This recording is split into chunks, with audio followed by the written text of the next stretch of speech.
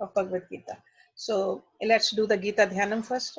Om Parthaya Pratibodhitam Bhagavata Narayan Swayam Vyasen Grathitam Puran Munina Madhye Mahabharatam Advaitam Ritvarshini Bhagavati Mashtadashadhyayane Tvam Anusandhami Bhagavad Gita Bhavatreshume Namo Astute Vyas Vishal Buddhe Pul Arvind Ayat Patra Netar येन तव्या भारत तैल पूर्णा प्रज्वलितो ज्ञानमया प्रदीपः प्रपन्न पारिजाताय तोत्र वेत्र एकपाने ज्ञान मुद्राय कृष्णाय गीता अमृतुहे नमः सर्वोपनिषदो गावो दोगदा गोपाल नंदना पार्थो वत्सा सुधीर भोगता दुग्धम गीता अमृतम महत् वसुदेव सुतम देवम कंस चानूरमर्दनम देवकी परमानंदम कृष्णम वंदे जगत गुरुम भीष्म द्रोण तटा जयद्रथ जला Gandhara Nilotpala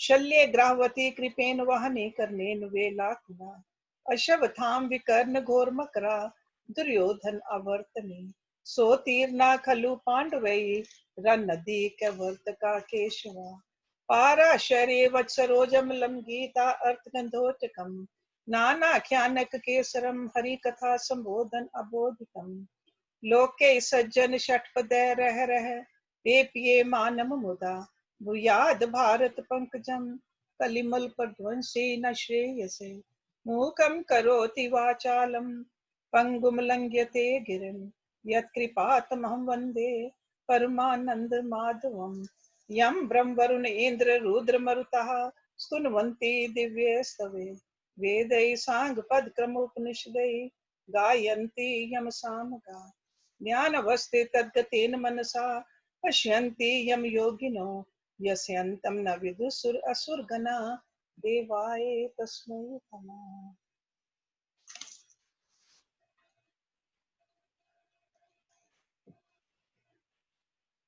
In the previous chapter, chapter number 13, in detail we saw the explanation about the distinction between the soul and the material body.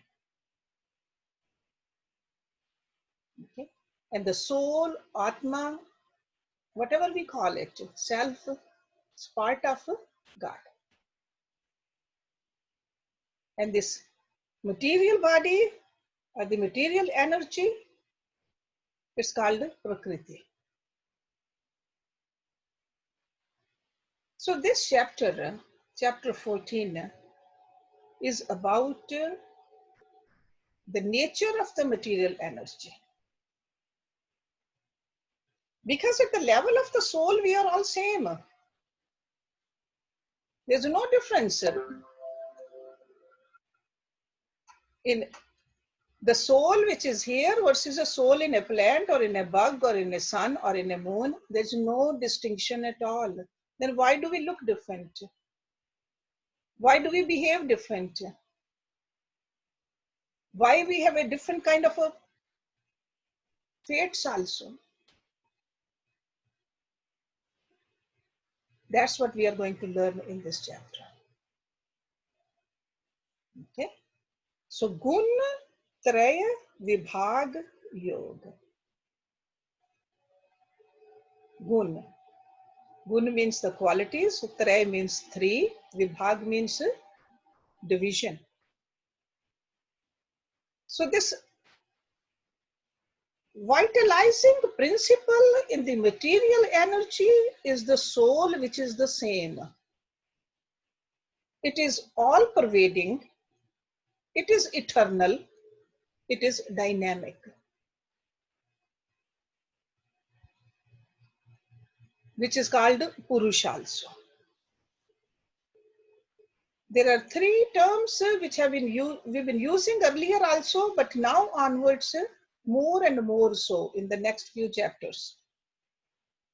One is called Sattva. The mode of goodness is Sattva. And how is it characterized? By peacefulness, by well-being, by virtue, and by serenity.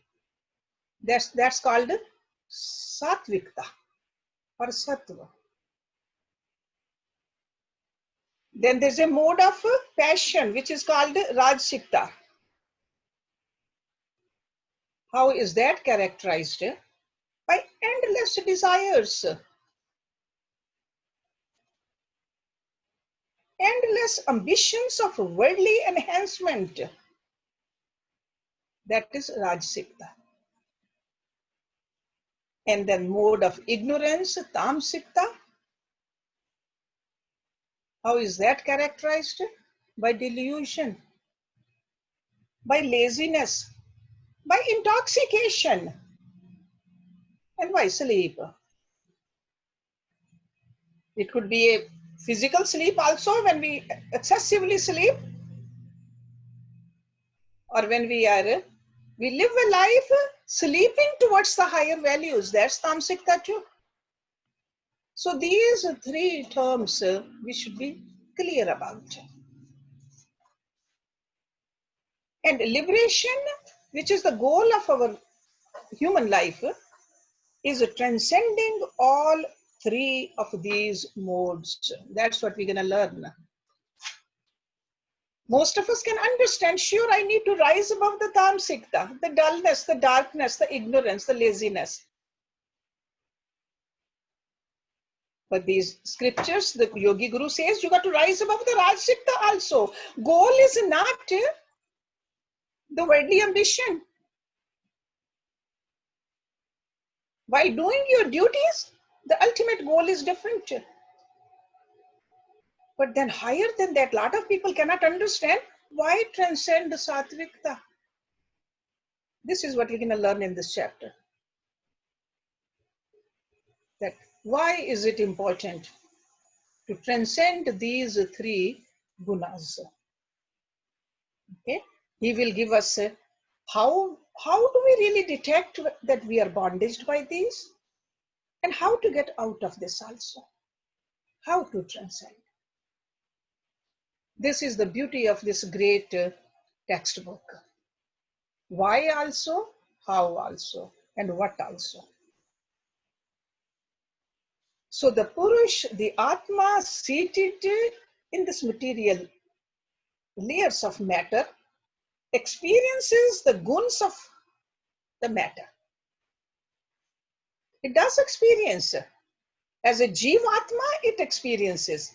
As a sure Pudbud Atma, it can detach from it. This is one key distinction we have to understand. Okay, so we got to see that this body or this mind, this intellect, those are just only the different bottles. See, just like if we just have a jug full of clear water, crystal clear water, we just put it into different shapes of bottles or different colors of bottles. And what do we see? The different shapes and different colors. We are not seeing the water itself. So that Shuddha Buddha water is the Atma, and the bottle is our body, our mind, our intellect, our chit. That is a bottle. And the gunas are only associated with the bottles, not with the water. This we should know. And Bhagavad Gita, being a discourse upon the science of self-perfection, Lord Krishna is going through the detail how to work on all of these layers so that you understand that you are that crystal clear water, not the bottles, not the shape or the color of the bottles. If we carefully study this chapter, it will provide us the secret capacity of detecting within ourselves, because it's all inside us. What to do, what not to do. What is causing me to slip, even though I know the truth? How come I'm not achieving it? But we got to sit back and watch ourselves. What is holding me back? We got to be serious enough to recognize the various influences from these matter equipments. See, effect is all from the matter, whether it's a body or the mind or the intellect or the chitta. So we got to pay attention to it, that what is really happening inside me. So that's why I think that a knowledge of this chapter will give us assurance of a steady progress on our path. Because we need to transcend all this. So now we have a knowledge, or we will have a knowledge after studying this. And Lord Krishna is going to introduce the secret methods of the mind, how to control the mind, how to clean the mind, what to do with the mind.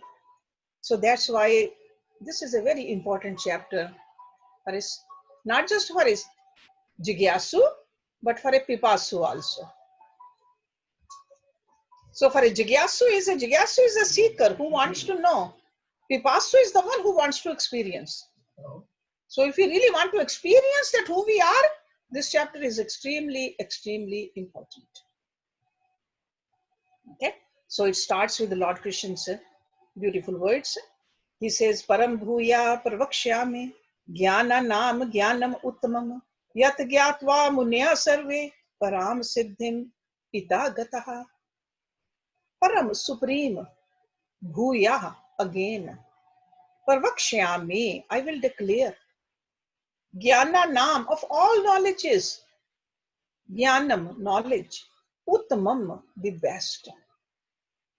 Yat gyatva, yat means which, gyatva, having known, munya, the sages, sarve, all, param, supreme, siddhim, perfection, itaha, after this life, gataha, gone.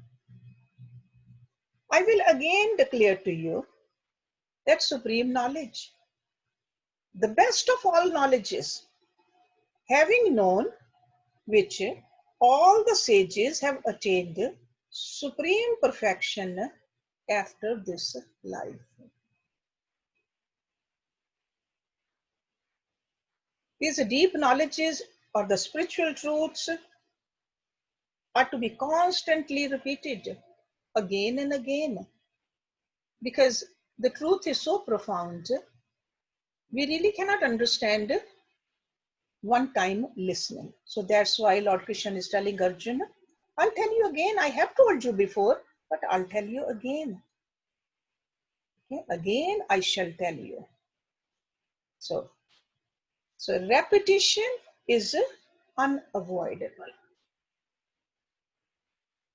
That supreme knowledge which is better than all other knowledges. There are several other knowledges, secular knowledges. This is a sacred knowledge. We need to know these secular knowledges to live in this world. We need this sacred knowledge to attain the ultimate goal. So highest knowledge. And without self-detection, timely self-correction, because this is what we'll learn from this chapter, how to correct ourselves in our mental mechanism. It's all internal. And one word over here, Muni. Who is a Muni? Because I told you that this chapter is not just only for the seekers, it's for a person who wants to experience also, for a jigyasu also, for a pipasu also. This Muni is a short term for Mananshil. Mananshilwan, a man of reflection and contemplation. That is a Muni. So that means you read something, after that you try to chew it internally and then you practice it. That is a Muni. So that's why, what did Lord Krishna say? Yat gyatva munya sarve, all the Munis, all All the Munis have attained supreme perfection after this life. And what does it mean after this life? Does it mean that only after dying of this life, this physical body, we will attain this? No. After this life means wherever our arrogance is right now, or whatever understanding we have right now, by ending this understanding, we will move forward. So it's not the end of a physical body. It's the end of our ego. Because of our ego, we think we are the body, or we are our accomplishments, or we are whatever we have gathered. End of that. With the help of this kind of knowledge. So this is Lord Krishna is telling us. Otherwise, a person thinks that, oh, if I'm going to attain this only after dying, I don't have any time for it. No, that's not what it means. Okay? So after this life really means at the end of our egocentric misconceptions of life. See, we had to end our babyhood to become a toddler. We had to end our toddlerhood to become a teenager. We had to end our teenager to become a young adult. We had to end our bachelorhood to become a householder. So the previous station has to be ended in order to enter into the new one. So over here, Lord Krishna is saying, entering into perfection with the help of this knowledge. Okay? So remember that these are like a philosophical truths mentioned with these key words in these scriptures, whether it's a Bhagavad Gita or any other spiritual book. So then he says in the next one, idam jnanam upashritya mam sa dharmyam agata sarge api na upjayante pralye na vyathanti cha. Idam means this jnanam, knowledge, upashritya, having taken refuge in, ashray, mam means my, sa dharmyam, of a similar nature, like a unity, agata, having attained to, sarge, at the time of creation, api means also, na means not, upjayante, or born, pralye, at the time of dissolution, na vyathanti, na means not, vyathanti means disturb, cha means end. They who having refuge in this knowledge have attained to my being, are neither born at the time of creation, nor are they disturbed at the time of dissolution. Okay? This is another verse, hard to understand when we just look at it casually, but there's a deeper significance to this verse also. So he who has realized correctly the deep significances in this chapter, chapter number 14, can reach the state of perfection. He shall attain to my being. That's what Lord is saying. That means there will be a oneness. There will be a unity. So the theme of this chapter is a thorough study of the play of the gunas. So if we really understand that this is all the gunas which are working, we can definitely pay attention to that part in us which is beyond the gunas. And there's no creation for that, and there's no destruction of that. Because creation and the destruction is only in the matter envelopment, not in the Atma. So that's why he says there's no disturbance for that kind of a person if you have really understood it properly. Normally, whenever we get disturbed, why are we getting disturbed? We got to look at it. Somebody likes us, we get very happy. Somebody doesn't like us, we get disturbed. We gain something, we get happy. We lose something, we feel disturbed. But he says, those who having refuge in this knowledge. So he is giving us that kind of a knowledge about the substratum, knowledge about the oneness with him. Then he says there's no disturbance. So right now, if we get disturbed very easily, or we get disturbed no matter what, that means we are far away from this union. But he says, I'll show you with the help of this chapter. So that means that he'll teach us layer by layer so that we can understand how to transcend and how to become one and how we don't get disturbed. Because these lower planes are the one which really disturb us. These three gunas, we'll see, are the cause of bondage. Lord Krishna is going to tell us very clearly, cause of bondage, three gunas. But the knowledge about this will illumine us. See, the word sadharmyam means they will acquire a similar divine nature as God himself. That is sadharmyam means.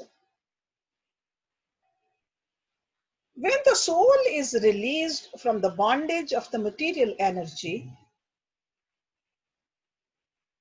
it really comes under the dominion of God's divine energy, which is called the Yoga Maya. See, there's a Maya, then there's a Yoga Maya. We got to transcend the Maya to understand the Yoga Maya. And what is this Yoga Maya? This Yoga Maya is equipped with God's divine knowledge. And what is that knowledge? Love and bliss. And the result of that is the soul becomes of the nature of God. It starts to acquire the qualities of God.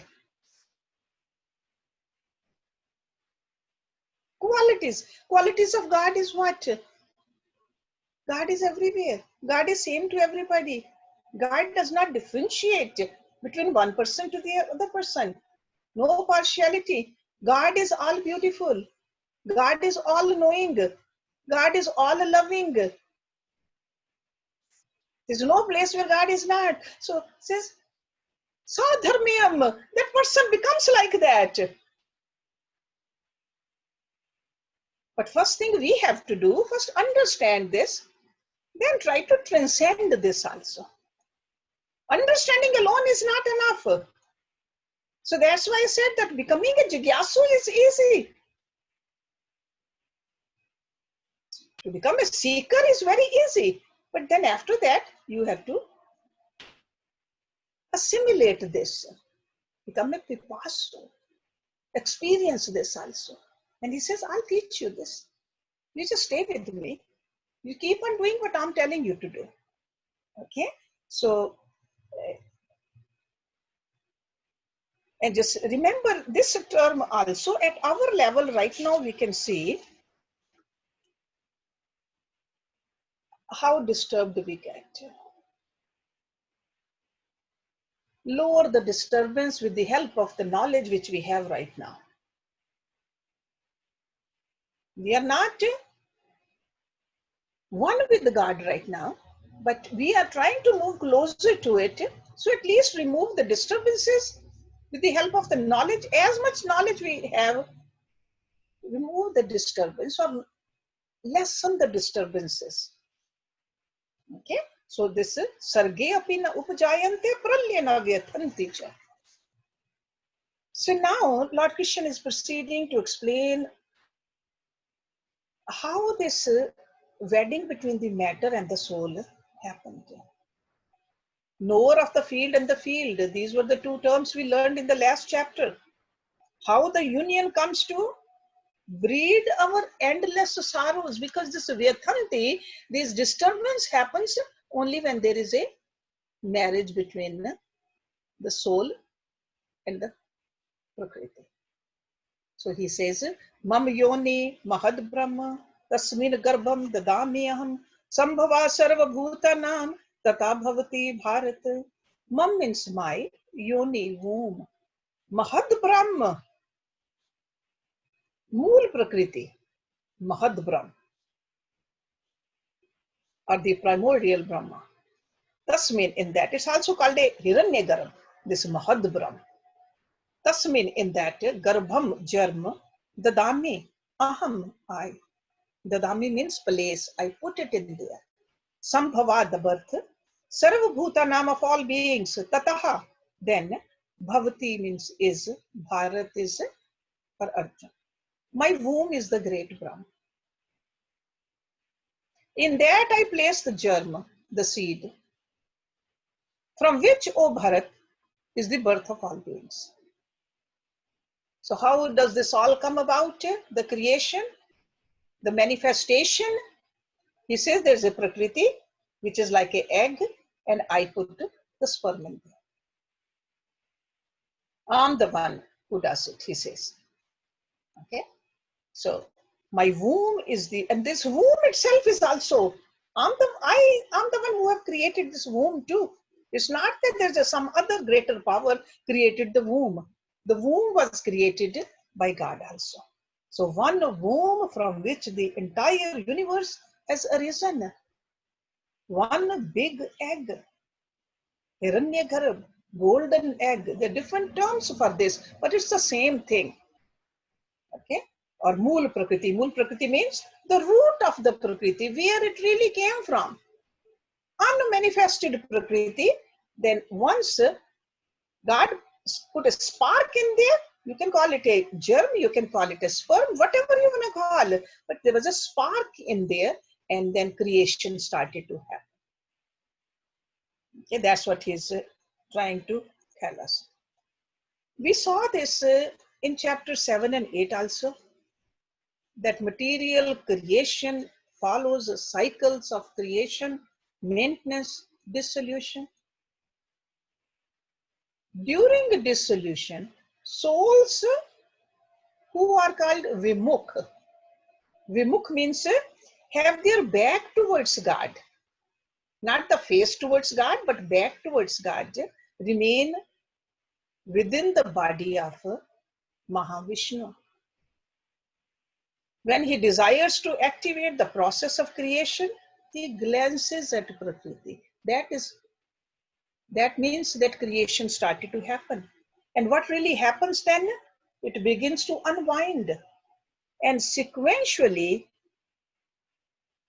the entities like Mahad, Ahankar, Panch Tanmatra, Panch Mahabhut are created. So that's how it starts to happen. And we have studied this in the earlier chapters. So the material energy creates various life forms. And God casts the souls into the appropriate bodies. And how is it decided? Based upon our past karmas. So Prakriti is like a womb, and souls are like sperms. That's what he's trying to tell us. And the soul is part of him. See the two words, Maya and Avidya. We get often confused with this.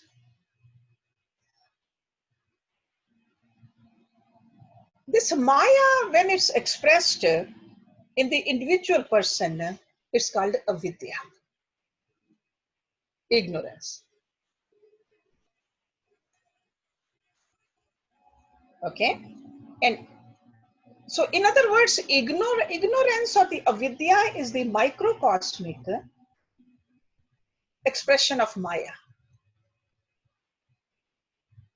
So, the total ignorance in its macrocosmic expression is Maya.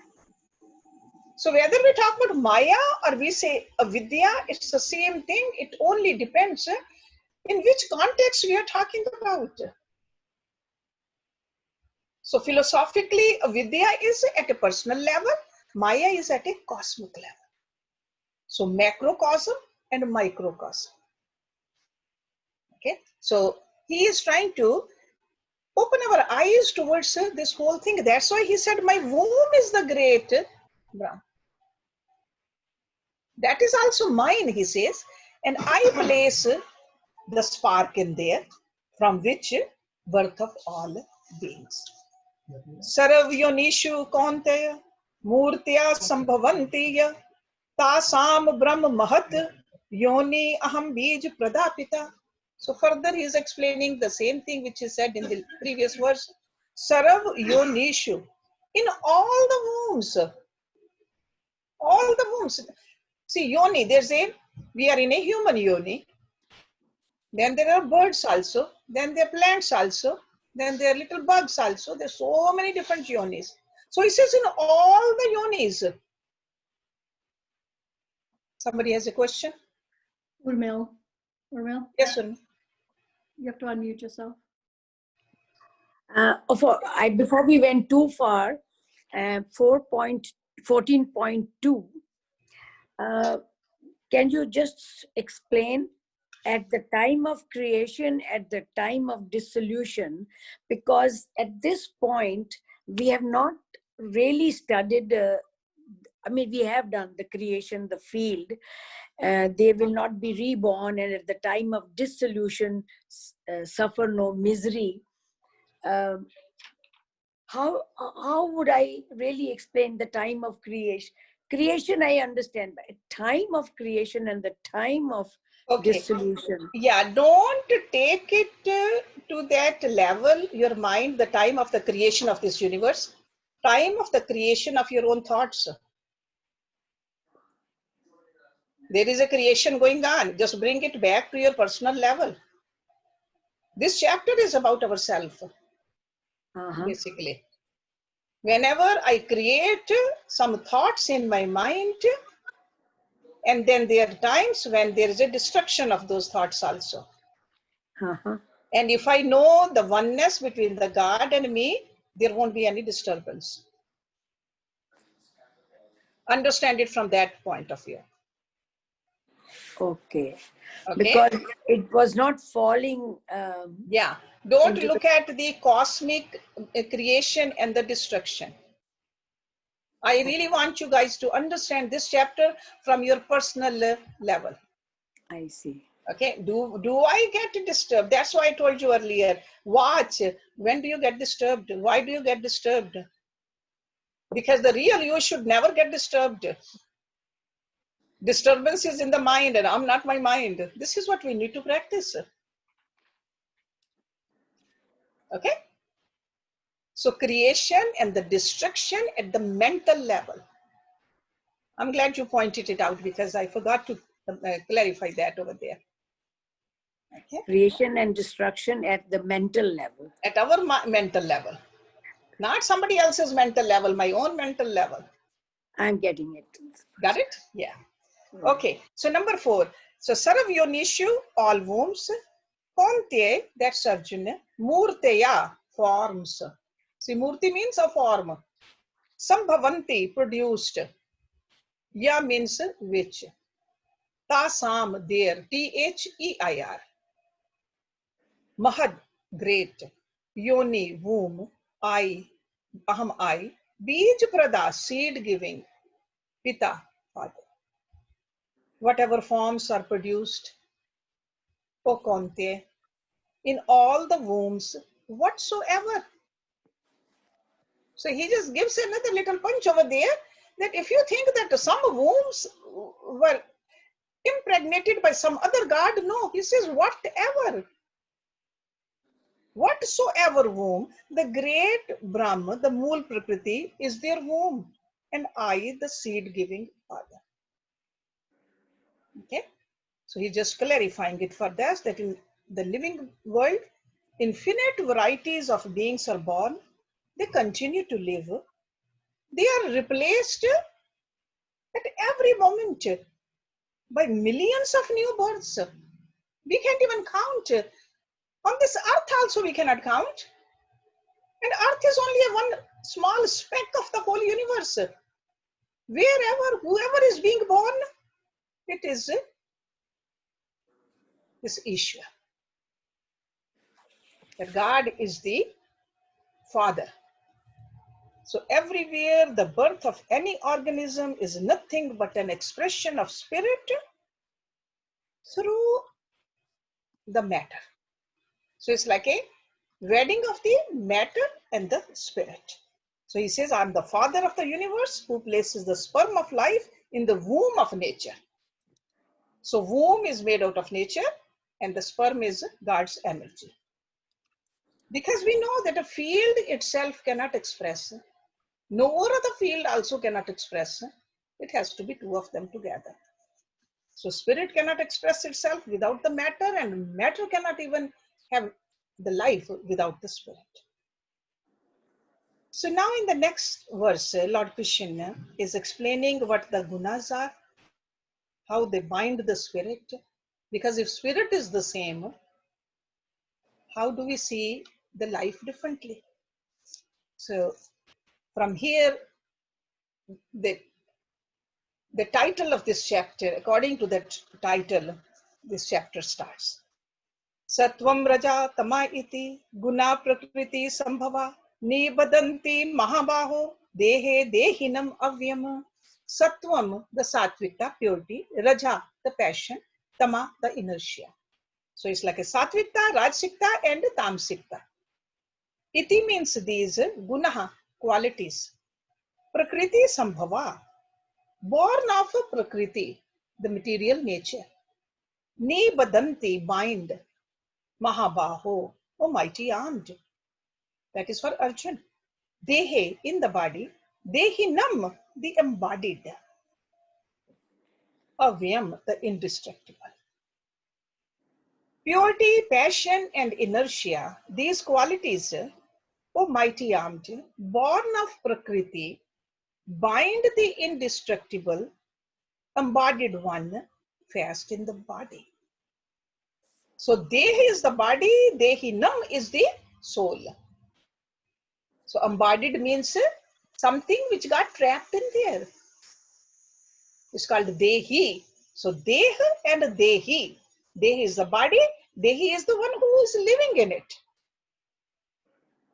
Okay. So Gun, born of Prakriti.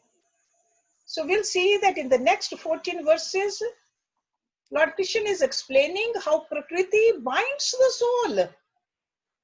Even though the soul is a part of God, but still it gets bound. How does it get bound? We should ask ourselves,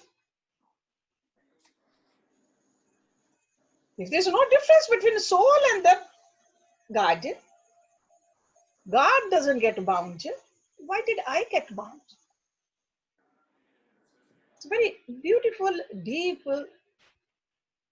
dialogue between Lord Krishna and Arjuna over here, which helps us also. See, the concept of Satvikta or Rajsikta or the Tamsikta, when we say gun, there is no equivalent term in English for gun actually. Even when we say quality, it does not express it properly. Gun also means cord. Cord is the one which binds. So that's why these gunas bind us too. Gun means color also in English. That's why the Satvikta, the color associated with Satvikta is white. Color associated with Rajsikta is red, activity. Color associated with the Tamsikta is black, the darkness. So gun means color also, gun means the code also, gun means the qualities also. So there's so many different ways we got to understand this gun, but gun is always associated with the Prakriti, the material energy, not with the God. We got to transcend these gunas to meet God. That's one thing we got to understand. Okay.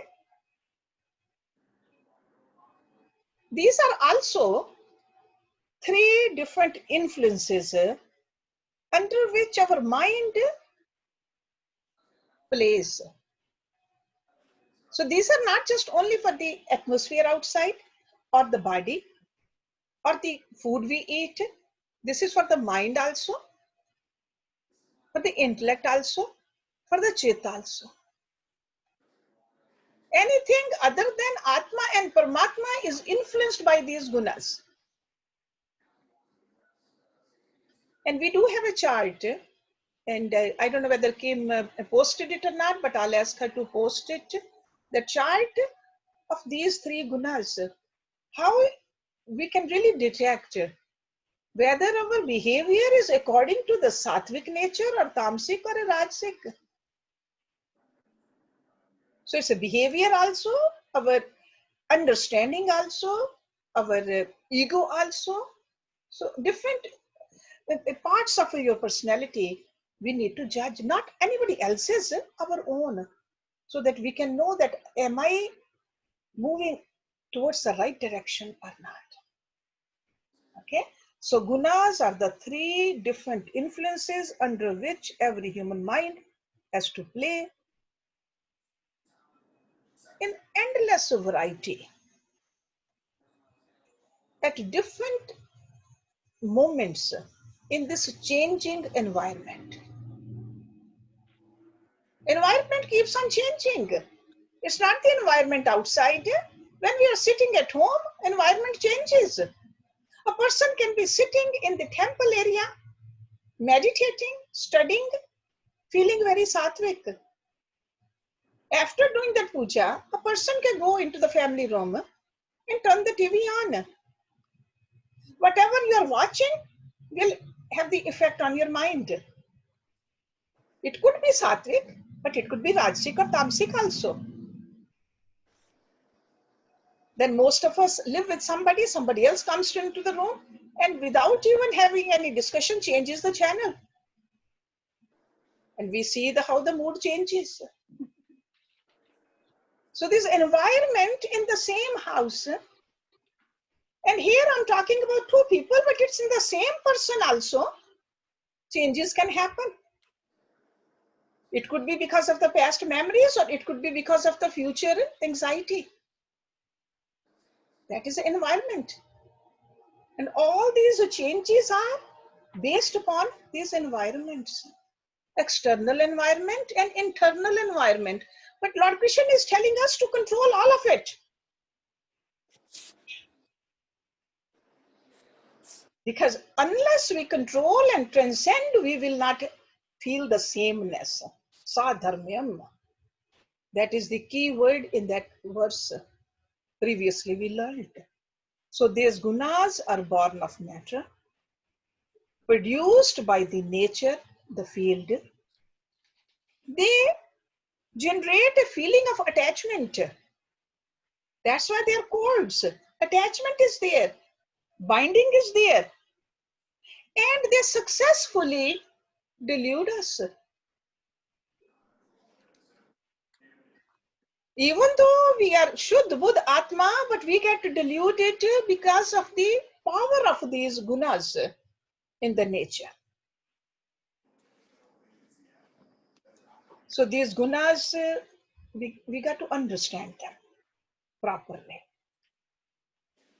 And in the next verse, we have a clear enumeration of the behavior of the mind when it comes under the influence of these gunas. I'm going to do that and then we'll stop this class today,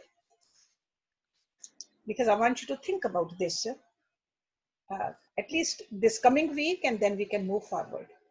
Tatra Sattvam Nirmaltavat Prakashakam Anamyam Sukh Sangen Vadnati Jnana Sangen Cha Anag.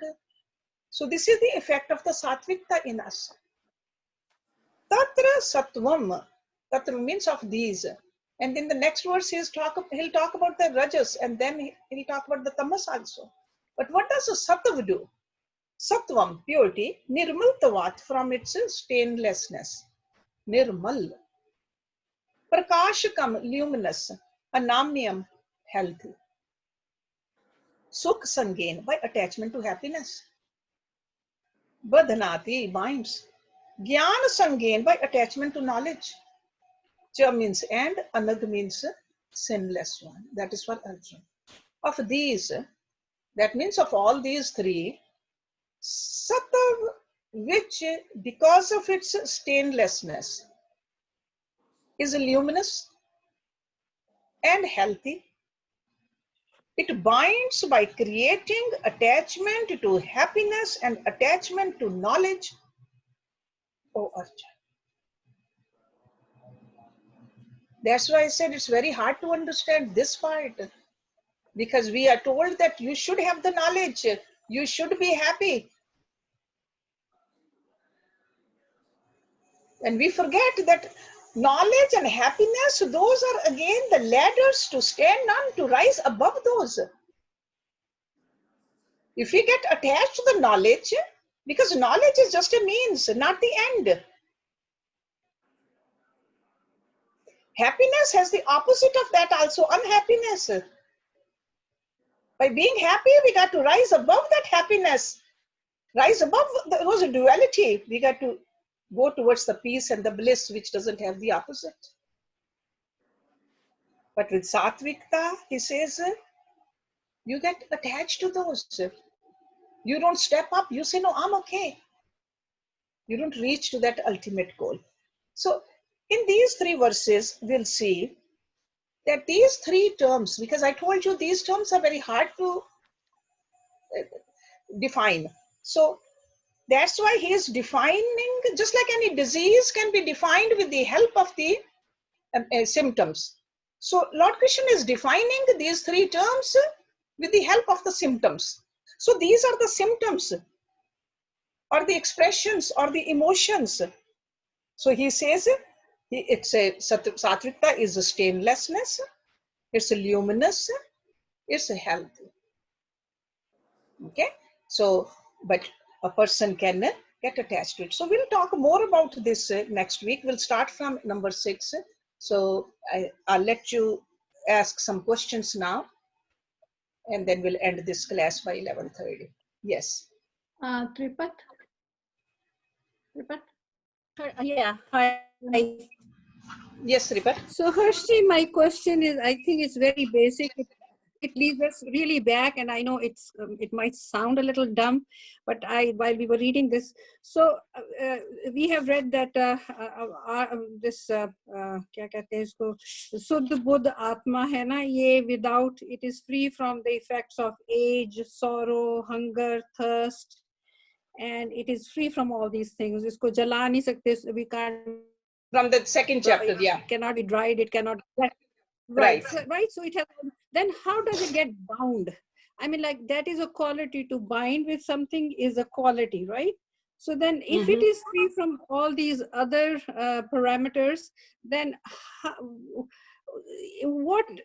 how does it get bound to these gunas when it can stay free from all those other things? I know it's really a basic, very basic, and Tripat, it's a when we really do the practice, the sadhana, we will realize it's not bound actually. Right. Soul is never bound. It can never be bound. It's only our wrong thinking.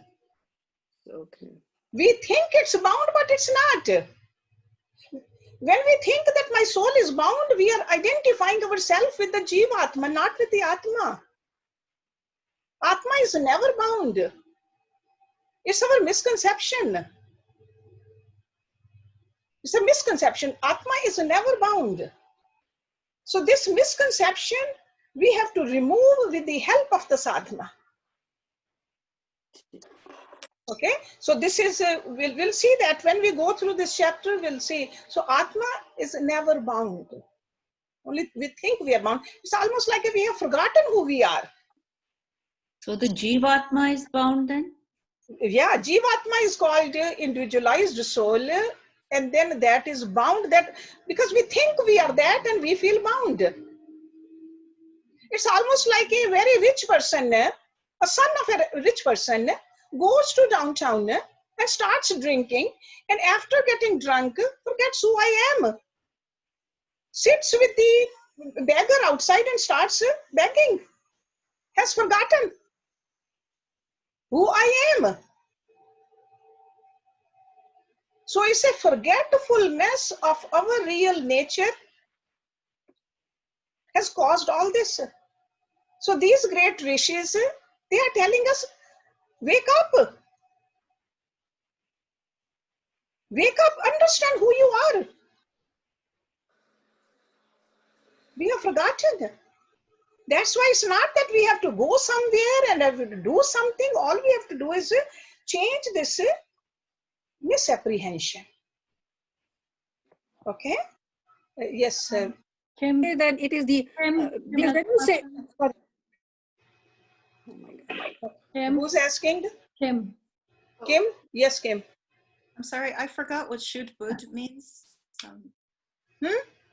I forgot what Shuddh Buddh means. Shuddh Buddh means purest of the pure. Oh. Pure.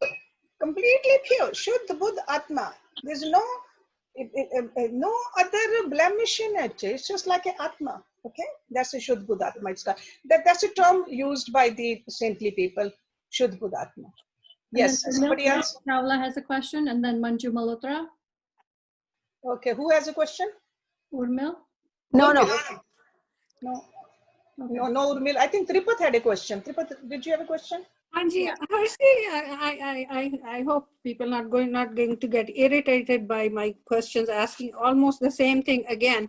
So here my doubt is that when you say the Jeev Atma, so from what I understand is कि Jeev Atma is the same as the Atma, that it Jeev to body ho gayi कि मतलब this is the Jeev of a person, and the Atma is the part of the God, that seed that we are, right?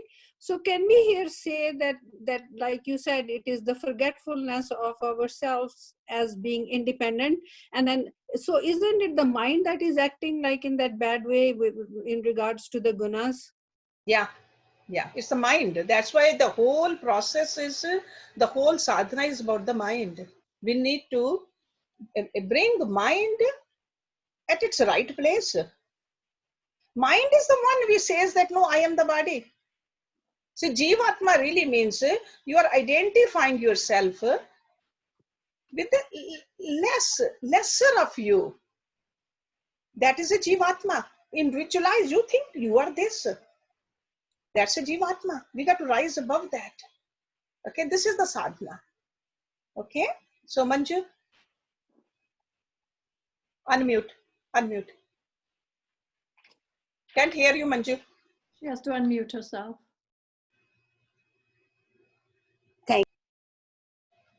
You are muted again.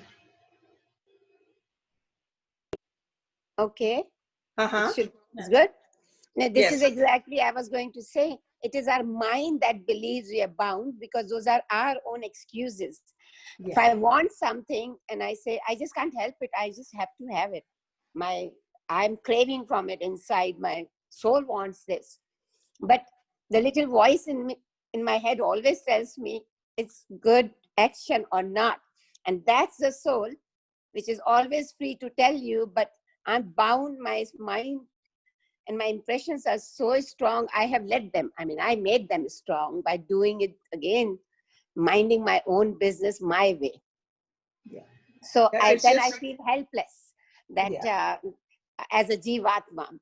But the freedom was always there, but I exercised the mind's freedom and didn't. Yeah. And then Jivatma, Jivatma is that small I. Yes. Atma, or the Shuddh Buddha Atma, is the big I. Right, yes. So we got to just, and for this, we need to, right now we are understanding. And then comes the practice. Practice. Then comes the practice. And practice is not just only on our meditation seats. Practice is while we are working with somebody. All day long, we have a chance to practice. Anytime we get disturbed, our mind gets disturbed, just go a little bit back and see, why did I get disturbed? Disturbance is always because we have moved away from the reality. We have moved away from the big I. Then there's a disturbance. Otherwise, there's no need to get disturbed. That doesn't mean we don't need to do the action. Actions we must do, but without getting disturbed. This is the sadhana. Yes, somebody else? Pramila, you have to unmute yourself. Hershji, this 14.3, could you explain that a little better? It was a little too fast for me. Number Yeah. 14. All God is saying that this is a big womb, the whole creation, big womb, and that is the material nature, that is the Prakriti. And I put the spark in there, the germ or the seed in there, for that Prakriti to become enlivened. Okay. Life giving seed, God says, I am. And then Prakriti is also mine. But Prakriti by itself is inert. And I put the seed in there. And that's where all the creation comes. Okay. So that's all he's saying. Yeah. These first few verses, he's just only, Hindi mein kehte hain na, bhumika, introduction, so that we can just understand rest of the chapter. The real chapter starts with this verse number 5. The real topic based upon this chapter, the title, Gunatraya Vibhaga, that starts with the number 5. Okay? Thank you so much. No, you can always ask questions, guys. It's if I don't explain it to you properly in these classes, because we have put a little restriction of the time, call me afterwards too, please. Never ever hesitate to call me. We can have a discussion, one-on-one discussion. You can come here. I don't mind. We can sit little 6 feet apart and we can have discussions. I want you guys to understand it. If you don't understand, then we will not be able to practice it. See, ultimately, the test is when we are practicing it. Okay? So please do call. But I'm not going to call you guys. That's not how I operate. I'm not going to call you, everybody. Did you understand? Did you understand? No, I will not do that. So it's up to you to show me the, call me or send me the email so that then I will definitely, I'll call you back. I'll send you the email. Okay. Thank you. And to the best of my capability, I may not be able to satisfy you completely, but I'll try my best. Okay. That's what I promised you guys. Okay. So anybody else? Time for Manny. Oh, don't we have Manny, to you have a question? do Pramadam? No. You have a question, Manny? Nope. Oh, okay. All right. So I think she must be saying that you'll be playing the music, yeah. Playing the music for us. Okay, all right. I thought maybe he had a question. We have to do the Purnamadam? Yes, thank you. Thank you, Kim. Yes. See what a great student I have over there. She's like a monitor. She keeps me on my toes. Okay, let's do the Shanti part and then Manny will play that. Om Purnamada Purnamidam Purnat Purnamudachyate Purnasya Purnamadaya Purnameva Visheshyate. Om Shanti Shanti Shanti Om. Okay, I should play the bhajan then. Yes, please. Thank you.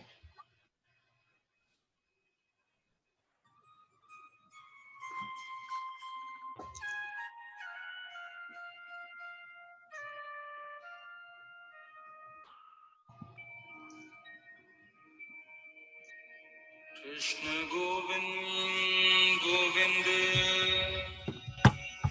Gopal Nandala Krishna Govind Govind Gopal Nandala Krishna Govind Govind Gopal Krishna Govind Govind Gopal Nandlal Govind Govind Gopal Nandlal Krishna Govind Govind Gopal Nandlal Govind Govind Gopal Nandlal Krishna Govind Govind Gopal Nandlal Govind Govind Gopal Nandlal Krishna Govind Govind Gopal Nandlal Gopal Nandlal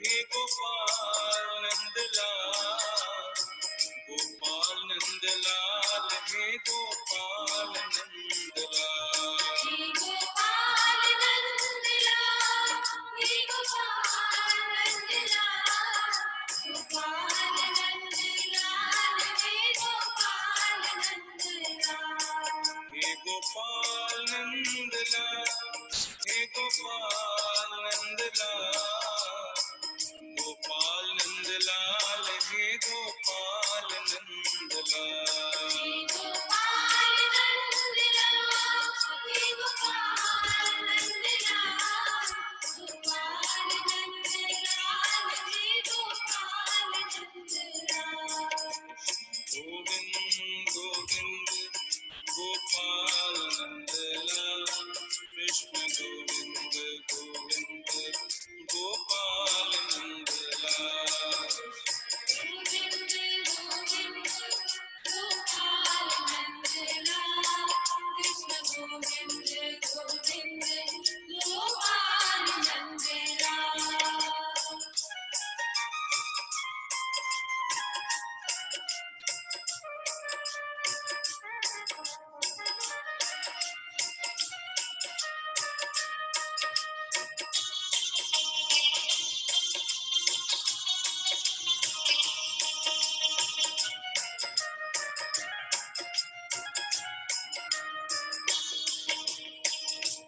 हम प्रेम नगर की बंजारन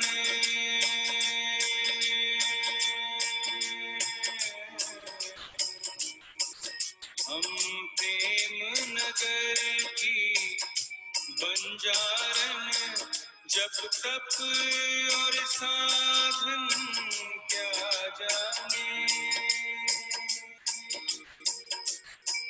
जप तप और साधन क्या जाने हम श्याम के नाम की दीवानी व्रत नेम के बंधन क्या जाने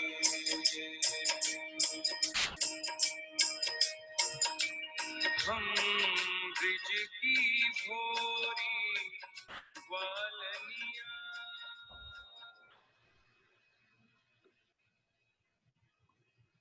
Thank you very much. Thank you. It was beautiful. Thank you for joining in.